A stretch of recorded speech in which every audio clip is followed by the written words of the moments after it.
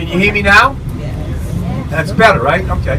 If you can't hear me, or if you can hear me, you don't want to hear me, just let me know. If it's too cold or too warm, let me know, and we'll make an adjustment. And so we're going to go down the street here. One thing's for sure, if the Puritans came here in the 1620s, they wouldn't have landed here because this wasn't here. This is all landfill. Okay? This is all dredged from that harbor over there. So this is relatively new. You go back to 1850 when this neighborhood would have been filled in. Okay? If you came here in 20 years ago, your ship would have parked on either the left or the right-hand side of this building in front of us on the right. So this neighborhood, nothing like it was even 20 years ago. Look to your left. All those buildings were all parking lots 20 years ago. Look over here on the right, and that was the busiest restaurant in the United States. That restaurant right there at the end of the pier. That's called Anthony's Pier 4. That was a tremendous restaurant. Very successful restaurateur. He had the sense to invite all the cab drivers over before he opened. He gave them a free meal and said, anytime you want a free meal, come over and see me. I'll take care of you. So when you landed in your airplane at Logan and you asked, what is the best restaurant in town, this would be the first stop. So he was a smart guy, okay? Recently, the family would sell this lot of land here, the pier, and they're building a high-rise luxury condominium on that space today. So this is an area that 25 years ago was highly undesirable because that harbor was highly polluted.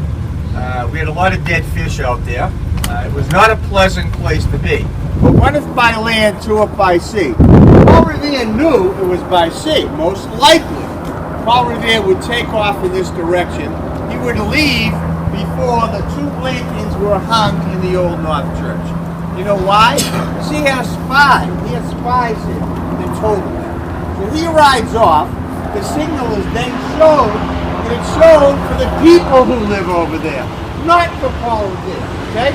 And they know that the British are most likely coming in this direction. There's another man. His name is William Dawes. Listen, my children, and you shall hear the midnight ride of William Dawes. Now you won't. You won't hear that, folks. Never written. Never written. William Dawes is the guy, just to make sure that they get the message, he goes to landward. So Paul Revere is going in one direction over the water. William Dawes is going in the other direction. The two of them would meet at a place called Lexington. And they would wake up somebody named John Hancock who was asleep in Lexington. And his buddy, C.M. Adams, the two ringleaders of the revolutionaries. And they would say, get out of town because the British are marching here and they're probably coming to arrest you guys. That's what was probably happening. Big argument. They didn't want to leave. They wanted to see what was going to happen. They finally will leave. British 0, Americans 1. The Patriots, that's us, the Patriots, okay? Then Paul Revere would drive off with William Dawes to Concord, because at Concord we were storing weapons, and that was probably the goal of the British, the primary goal. Arrest the ringleaders, then go get the guns before it's too late, and that's where they were going. So Paul Revere is riding in that direction, okay? And Black Beauty is Huss. No, I'm not joking. Black Beauty, the two of them, okay? And William Dawes by his side. They run into another guy. His name is Prescott, Samuel Prescott. He's a doctor. And he had a big date that night. And he was coming home at like 3 o'clock in the morning. You believe this? He's just getting home. And he runs into these two guys and they say, where you going? And he said, I'm going home. I had a rough night. And they say, we're going to Concord to warn these people the British are coming, okay? Prescott says, I'm going to join you. Now we have 3 of them riding off into the sunset. Shortly thereafter, British Army officers will grab Paul Revere by the horse, you like that one, by the horse, throw him off the horse, take his gun, and take his horse, and make him walk back to Lexington. So Paul Revere will never finish what? Never finish the ride. Never happened. The other guy, William Dawes, remember him? William Dawes would be thrown from his horse. He would run into the woods without a horse. He would never finish the midnight ride. The third guy, Samuel Prescott, the doctor that no one even knows about, he is the guy that will get through. Okay? But they knew anyway. But that's the full story, all right? And you know, Lexington conquered, the first shot heard around the world. American Revolution begins. Okay, so let's go. These brick buildings are what? They're called tenements. And in these buildings, you'd have whole families living on one room, not a floor, a room. No running water, no bathtubs, no sinks, everything outside. A bathtub down the street at the public bath. That's what this area would have been. So the neighborhood will change. It would also bring all these Irish who are all Catholic. And that was a real problem because all these people were not Catholic at a time when no one was very tolerant. So there was a clash. The whole neighborhood becomes Jewish almost overnight in the 1870s. The Irish all move out because they become successful. Successful Irish, they leave.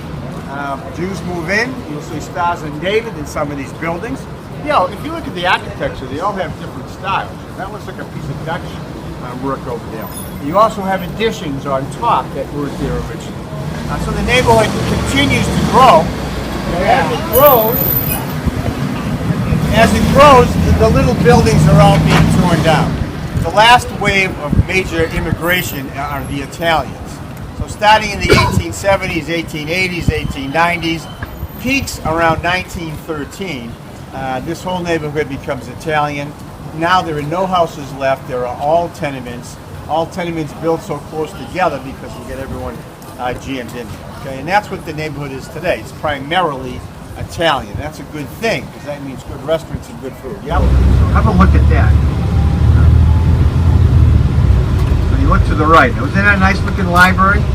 And there's your addition, triple the size of the library. The school to our right in front of us, that's called Cambridge Ringe. Ringe in Latin. That's where Matt Damon and Ben Affleck went to school. And the failures that they are, they did all right after all. The first building was right over there. And that building would burn down in 1769, okay? The oldest college building in America is over there on the left. That's called Massachusetts Hall. Harvard Hall, Massachusetts Hall. Now turn around, please. Turn around and look at the statue, okay? I'm going to tell you the story of the statue. It's called the Statue of the Three Lies, okay? Are you all set? Right, the first lie is it says John Harvard, founder. Now I've already told you that Harvard was founded by a bunch of ministers. Remember I said that? And that these ministers founded it because they wanted to educate ministers for the future. Am I correct? So that's a lie. John Harvard is not the founder of Harvard University, number one. Number two, underneath it says 1638. Now, I've already told you that Harvard was founded in what? In 1636. So we have two lies, okay? Another lie will come later. Now, why are those numbers up there? Very simple. John Harvard is the first benefactor. John Harvard will die. And when he dies, he will leave his library. It's important to have replacement ministers. So they really will found the school for the education of ministers is what it's all about. You know that Harvard will be the oldest university in the country. You know that, right? 1636. We also know that today it is the wealthiest university in the world, not the country, the world.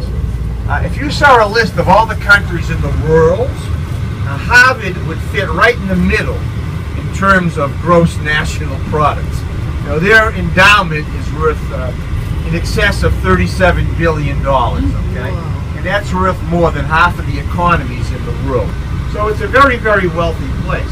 The student body is approximately 6,800 undergraduates and more than, I think it's 14,000 postgraduates. So there's really more postgraduates than undergraduates, okay? And it's probably more famous for its postgraduate schools than its undergraduate schools.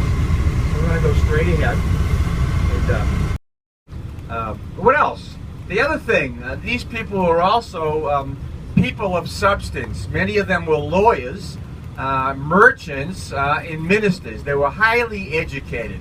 They came right away. They would be very interested in doing things like publishing books and writing and printing books. So they're not like the other colonies. This is really from the word go. Now somewhere in that neighborhood. Okay, it's a little fuzzy, but that's what it costs to go here. However, if you get in here and you need the money, they're going to give you the money. You understand? It's need blind when they accept. And you can have a family income of $250,000 a year, which is, to me, a hefty income. And you will still get a grant. You will get some money. 3/4 of the students that are going here are getting large grants. Not loans, grants, outright gifts from the school. So there's no excuse not to go here if you can get in.